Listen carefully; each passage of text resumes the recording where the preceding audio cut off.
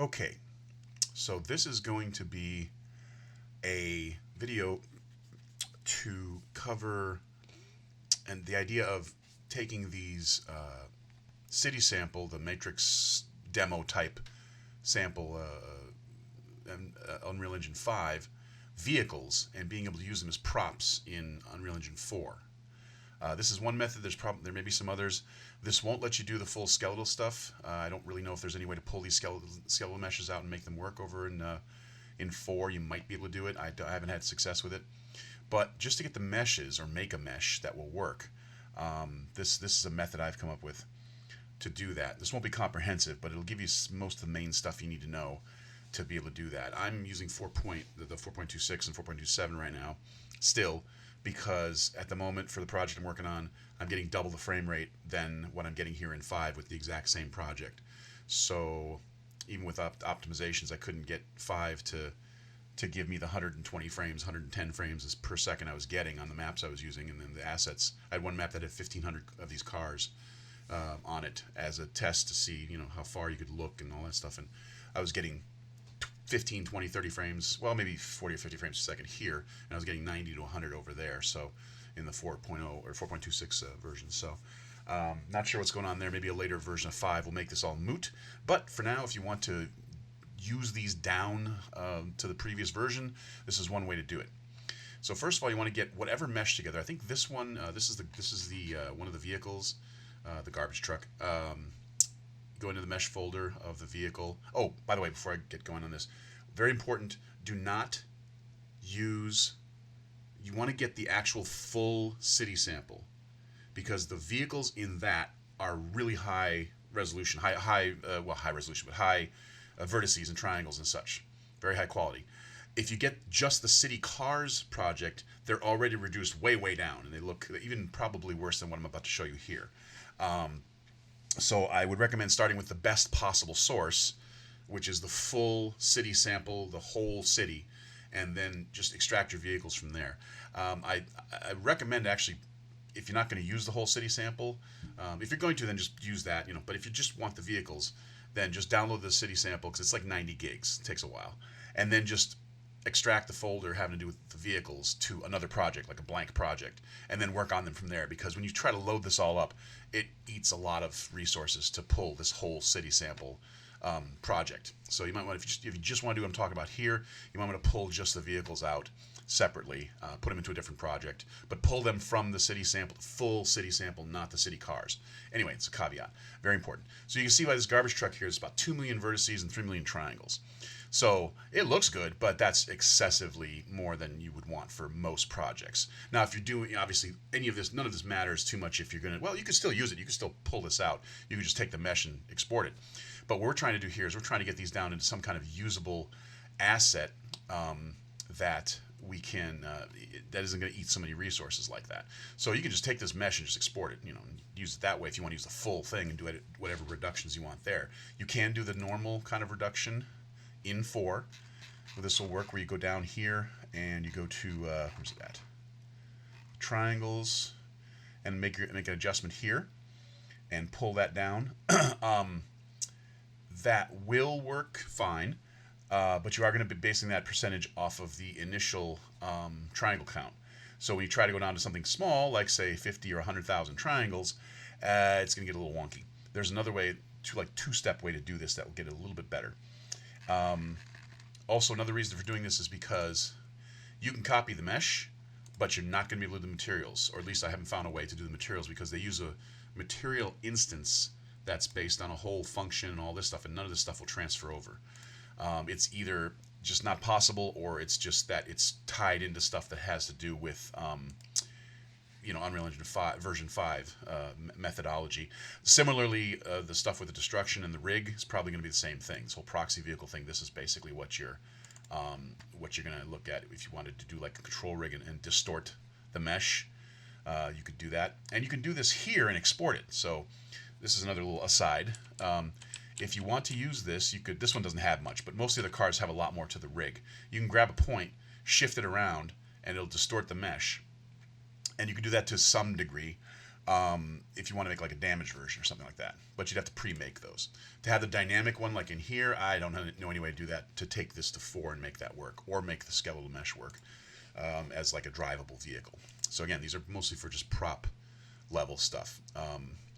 But because of that, because that whole thing is tied in the material instance, the method I'm going to show you gives you a chance to get the actual, you're going to do a merge materials basically, that will give you something that looks like close to this. Now, merge materials on these, because the whole material instance thing does not actually give you a 100% accurate representation of the color and everything going on with these meshes. So you might have to experiment a little bit. I did this experimentation to get to where I'm about to describe here, so that this will actually work and give you, a result that's pretty close.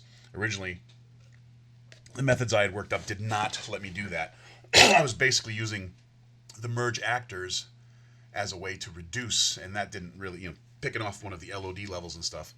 But then the colors wouldn't come out. It would come out black or something like that, and there would be no color to the thing. But I found another way to do it that will preserve, or at least allow you to have some color. It'd still be off. It will be a shade or two off, and you have to maybe make some adjustments. I did a thing, just as an aside, we'll get to that in a minute. Where did I put that? That's not it. Oh, here.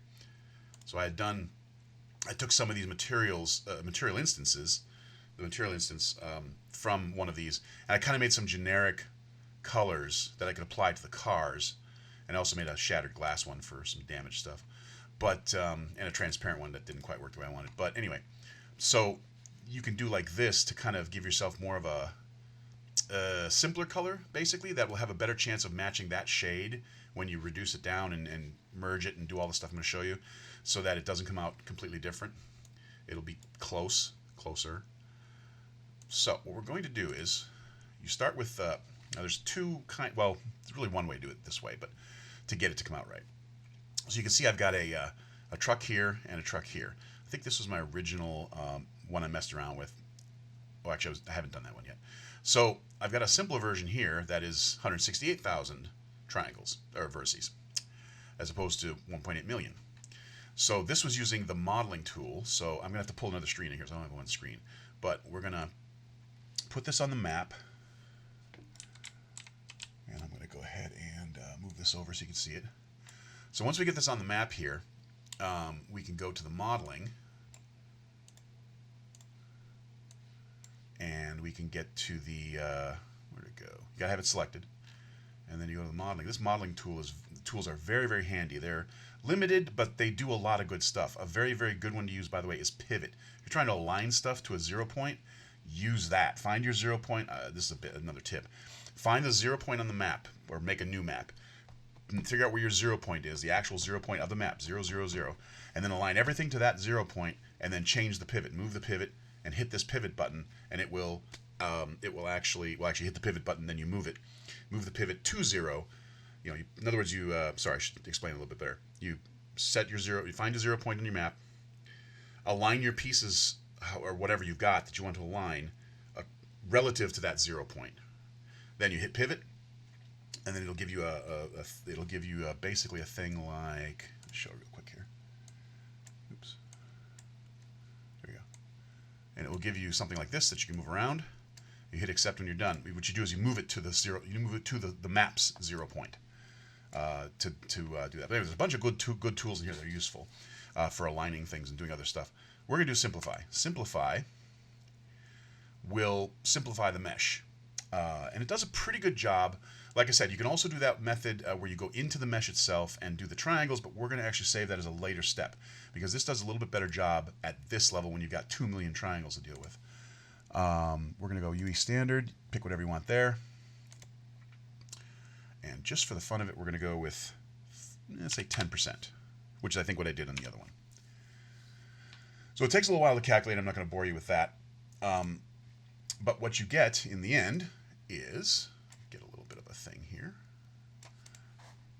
is you get something. Now if we scroll in here just a bit, you can see you've got a bunch of stuff here. And to simplify things, it's probably a good idea to turn off a lot of this dirt and grime and stuff like that, because when you try to make the thing later on, that will take up space in the UVs and all that stuff and textures, and you don't really want that if you don't need it. It's not going to be seen. But if you want the high quality, like I said, you can keep it. But the way I wanted to do this is, okay, when you get this to the point of simplified, when you simplify this down, you're going to get one like this, which still looks pretty good. You know, looks actually quite good. This is surprisingly good for being 1/10 the size. Obviously, the wheels are not quite so round, and you're going to have compromises like that. The curves are not quite so curvy. But if you're any distance away, you can't really tell a whole lot. So it depends what your application is. Now, you got two choices here of how you want to handle things. I wanted the situation to be, for me, where I would have one material. I wanted to use a lot of these cars as assets, and I did not want to have, you know, every car to have 20 materials, because that's just way too many draw calls and whatnot and resources to use. So we're going to do a merge materials here in a second to reduce that down. That only works so well with these cars. You'll have to experiment a little bit probably, but this method works the best by using the simplify first. So you simplify the mesh down to whatever looks good to you. And if you open this up, you're going to see that you've got all these materials, a whole bunch of them. If you're happy with that, and if you want, you know, fairly high quality but lower, you know, polys, then you can just export at this point. Just export that, and then export the you'll have to export the materials, the textures actually, and make your own. You're gonna do this either way. Either way, when you go over to 4, you're gonna have to create a material with the textures involved. In this case, you would have to make a material for all these textures that has all these textures in the right slots and everything. So, you know, have fun with that. But I didn't want to do that because, I was looking for a simpler, lower resource kind of thing. But again, from a quality standpoint, this looks really, really good. I mean, you can tell there's some compromises here and there. Some things, like I said, they're not quite round and all that stuff, but it's not bad. And again, from any distance at all, if you're a guy standing right next to it, might not look so great, like in an action game, you're doing FPS, but if you're doing some kind of background thing or whatever it is, whatever your application is. So that's your option for higher quality versus all that stuff. So what we do now is, from here, we take this, highlight it. We're going to go to Actor. Oh, actually, no. Well, if you don't, I have it open as a tab. But if you go to Actor and I think about Merge Actors, which I already have open as a tab. I just keep it open here because I'm working on this. What you want to set is, most of this will be set, but some of these you'll have to do. And again, you can play around with these settings. I spent a lot of time going through permutations of this, trying to get it to come out right, particularly when I was having problems with the colors coming out right. One of the reasons we're doing the simplify method is because before I was just going straight to this merge actor and I was picking off the lowest LOD level. And that was giving me, you know, again, wonky colors, and it didn't look as good as this, but it was still about the same number of vertices. So it was like, didn't work so great. I found this method that preserves the color a bit more, because otherwise this was just going black. And it was also getting very odd kind of splotchy stuff in the UVs and all that stuff. It didn't look good.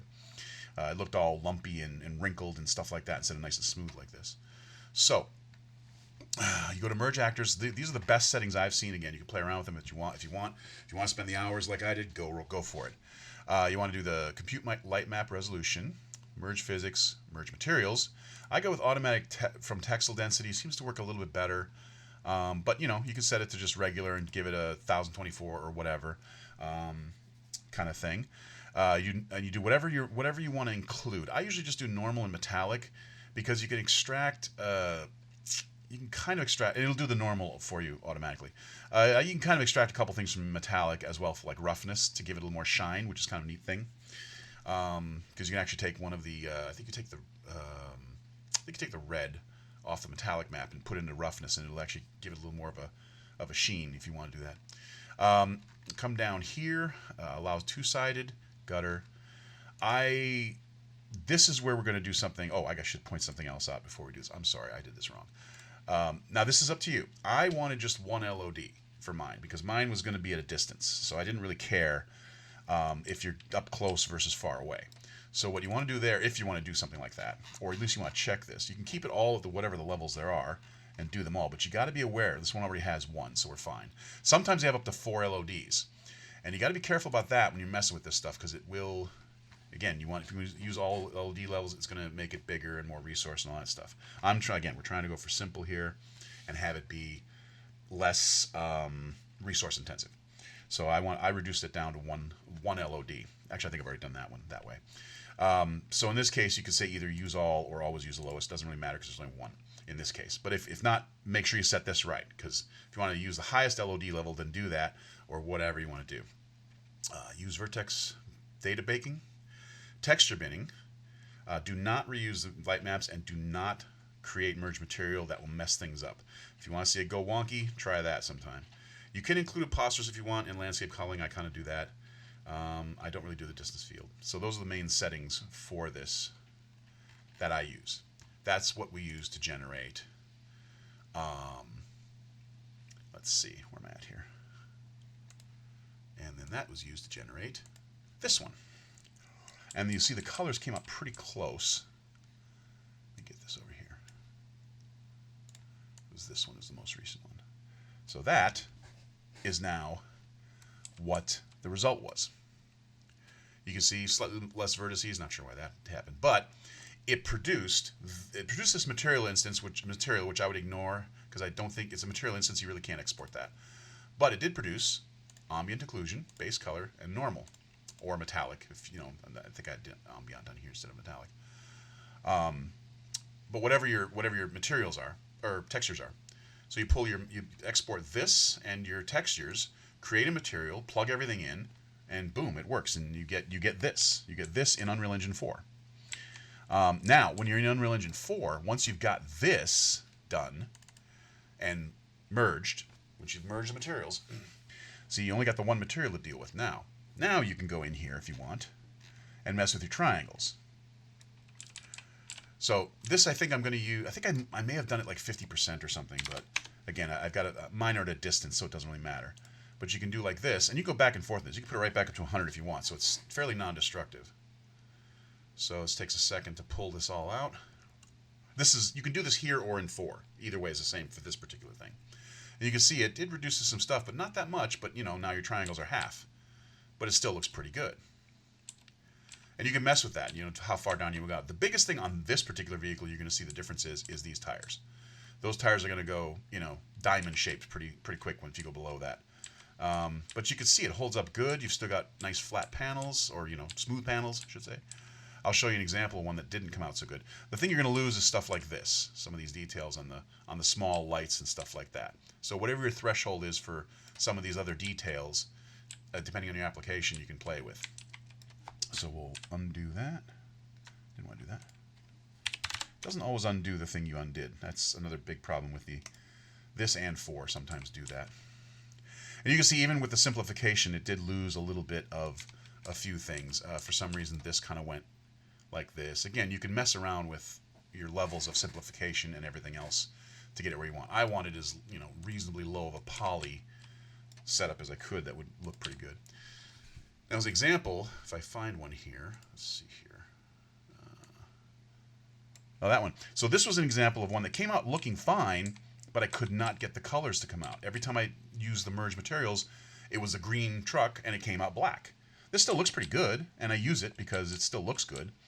But, and this one is, yeah, 166,000 triangles, so, or vertices, so it's not bad. So it looks fine. It looks about the same as the other one, but, and it looks a little bit better here, kinda, but it did not come out with the color I wanted. I said, well, it's a kind of a black truck. I guess I can use that, but that's not what I wanted. And then, let's see if this comes in here. Oh, this could take a second. Oh, maybe not. Nope, that still came in good. I must have deleted the other ones, but what was happening was I was getting some really weird. Oh, I think this one is the one that's messed up. Yeah. So this was the kind of result I was getting before I figured this out. So I got the color like what I wanted, but it was all messed up.